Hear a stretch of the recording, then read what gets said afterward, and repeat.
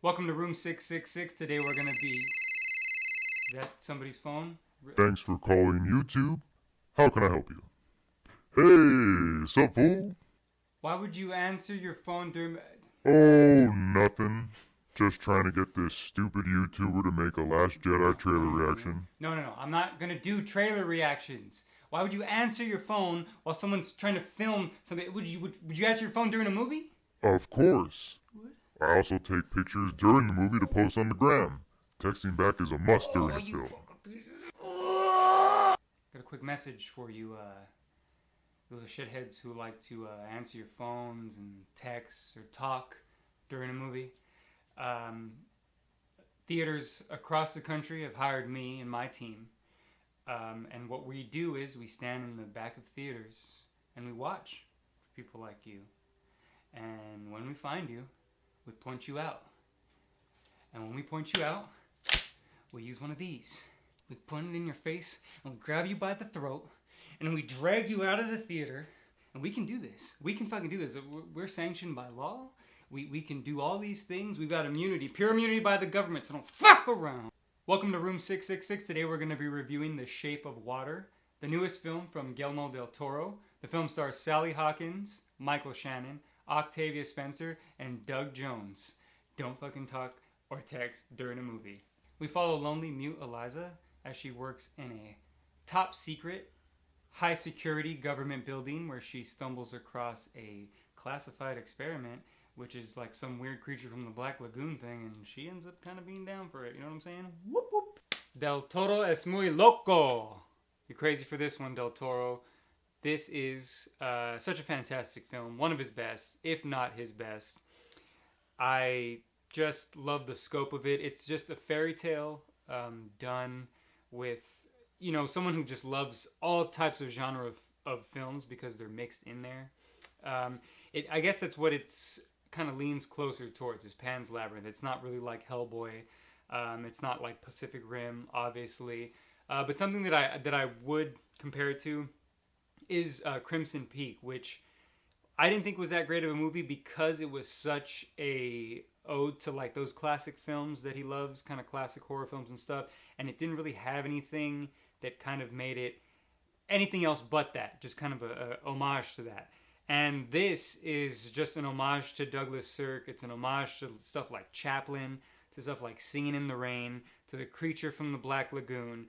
And it's still got his twist on it. And that's why this makes it better. And that's why I didn't like Crimson Peak, because I didn't feel like it had anything, you know, to make it rise above the rest. Whereas this does. It's violent, it's erotic, it's thrilling, you know, it's funny.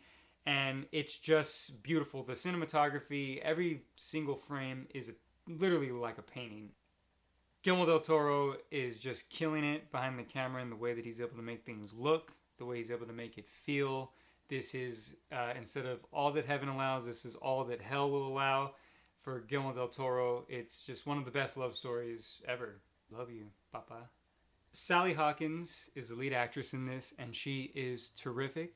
Sally Hawkins' character is a shy, mute, kind of introverted, in her own world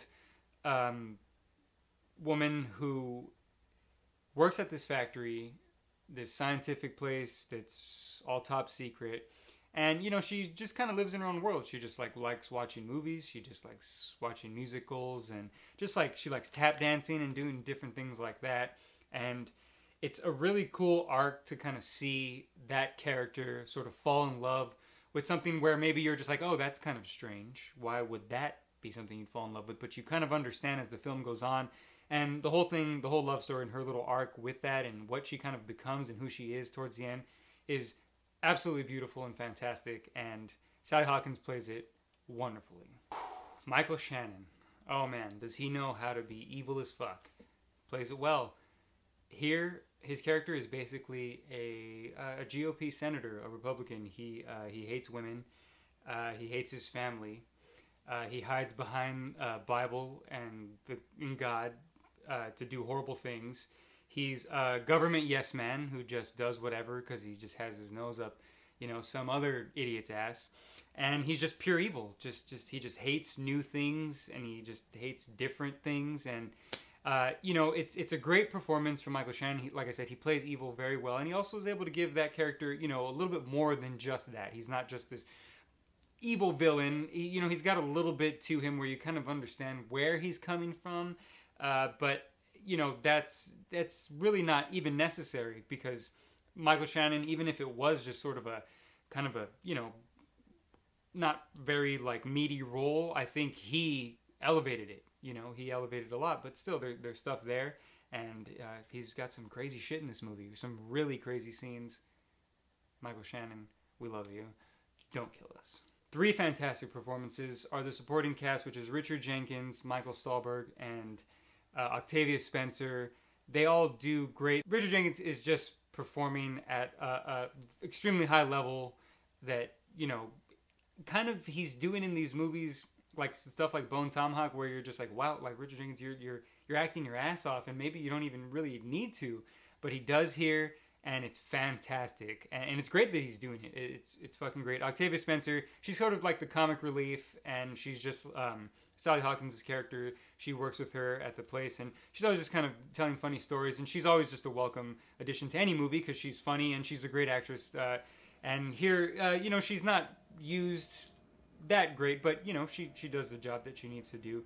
And Stahlberg, who I think always is turning out good work in the small little roles that he pops up in. He was great in A Serious Man, and here he kind of plays a pretty cool role that I don't want to spoil, but he plays basically a scientist, but there's kind of more to him, and he just has a lot of cool turns and different things that happen during the movie, and he's just a great performance from all 3 of them.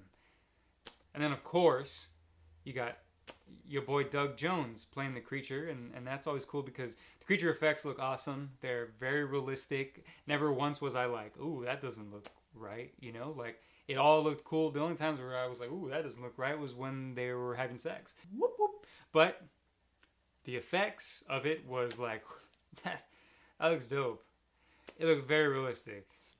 In conclusion, The Shape of Water is one of the best films of the year. I recommend it to everybody, especially if you like Guillermo del Toro. It's one of his best.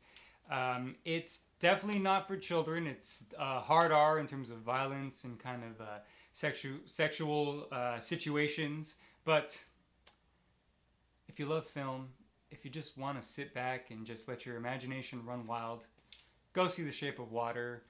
It's just a horror, musical, Cold War, thriller, heist, love story. And it's one of the best of the year. And I catch you talking on your phone during a movie, I'm going to grab you by the throat and kick you the fuck out. See ya.